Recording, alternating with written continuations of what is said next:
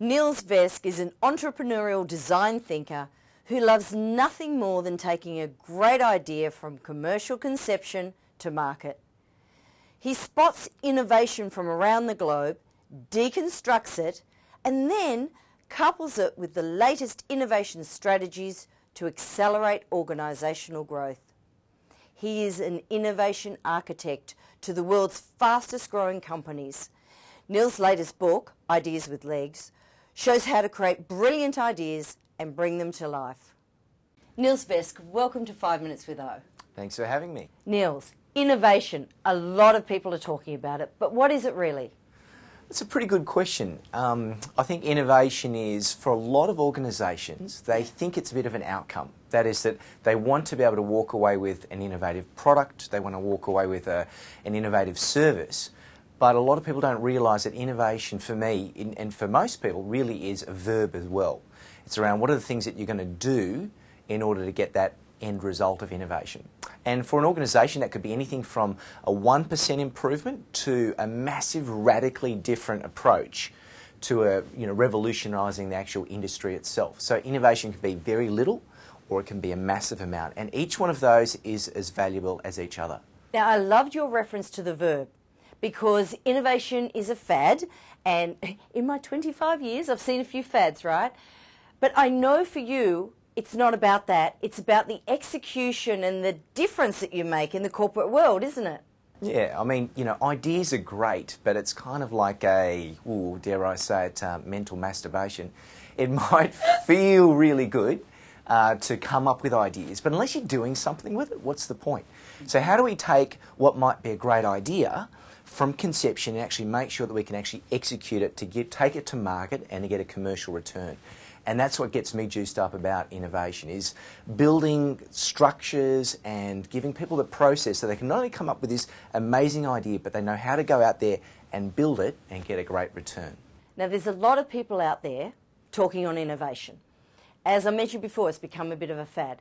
So I'm hearing our clients watching this saying, is this just another speaker? Like, why him?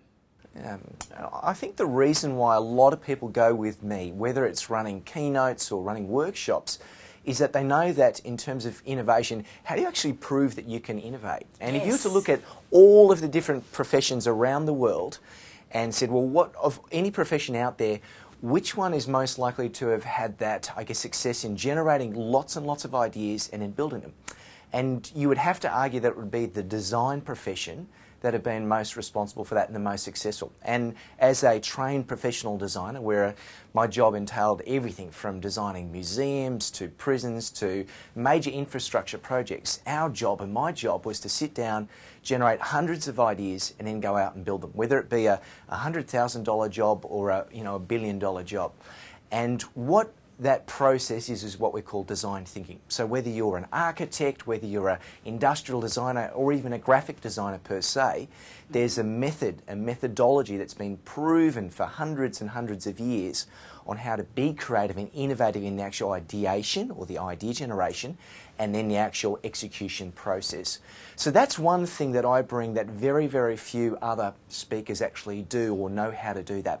And as well as all of that, I bring in a number of different modalities, from NLP to lateral thinking, you name it, to bring it together so that it's something that's it's memorable, it's relevant and it's meaningful, and most importantly it's replicable, so you can actually take that idea and bring it to market.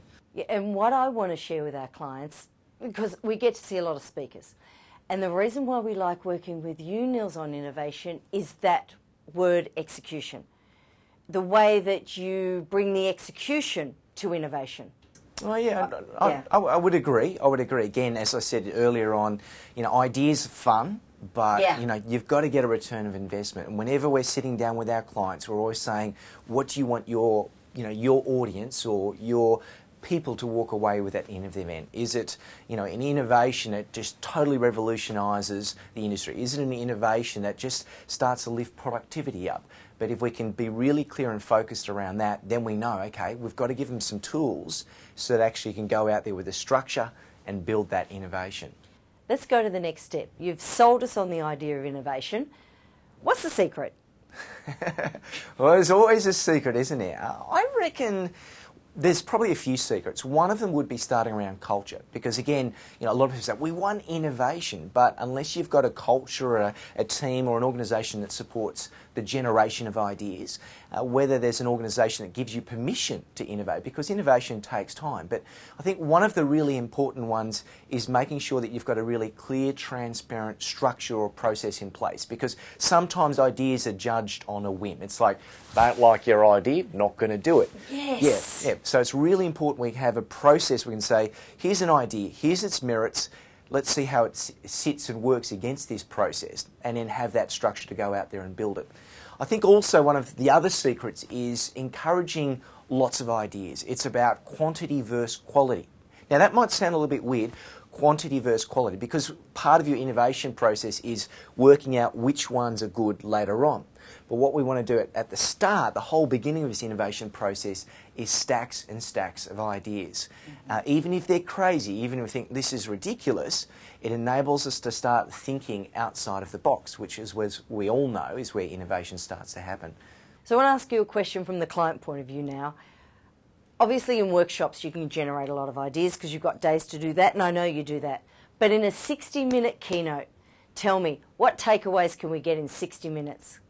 Straight away, we give you really simple techniques that are fail-safe, guaranteed to generate you ideas, no matter how intelligent or perhaps not skilled you might be in terms of generating ideas. So whether you've got no creative bones in your body, you will be able to walk away with at least 3 amazing creative ideas. So we can do that as a whole organisation or subset of, actually at the conference. Yeah. We are going to walk away with the new ideas even in that 60 minutes. That's it, that's it, that's it. That's what I love about you, Nils Vesk. Thank you for spending 5 minutes with O. Thanks for having us.